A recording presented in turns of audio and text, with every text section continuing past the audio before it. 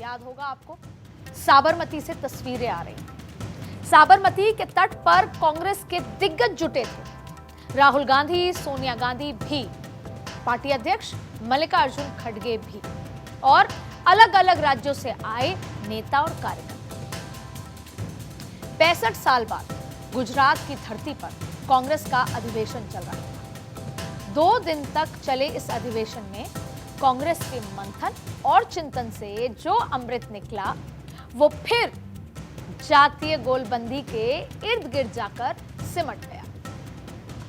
कांग्रेस के इस मंथन का आउटकम ये था कि पार्टी अब ओबीसी, दलित और मुस्लिम समाज को साथ लाएगी। और इसकी वजह यह है कि 2024 में भारतीय जनता पार्टी ने यह चख लिया था कि अगर दलित समुदाय साथ ना हो और उम्मीद 400 पार की हो तो 240 पे रह जाते।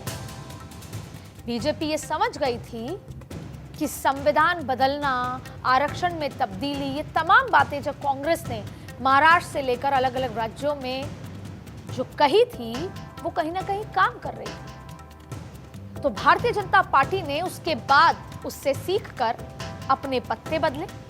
और वहीं राहुल गांधी भी ये समझ गए कि चाहे संसद हो या सड़क, ओबीसी, दलित और मुस्लिम समाज की आवाज को उठाना होगा।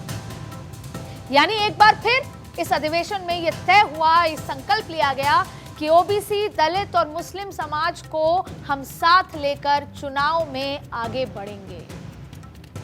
सत्ता में आने के बाद जातीय जनगणना ये भी करवाई जाएगी। सत्ता में आने के बाद आरक्षण की 50% सीमा को खत्म कर दिया जाए। एससी एसटी को जनसंख्या के आधार पर बजट में हिस्सा मिलेगा। निजी शिक्षण संस्थानों में एससी एसटी ओबीसी का आरक्षण लागू होगा।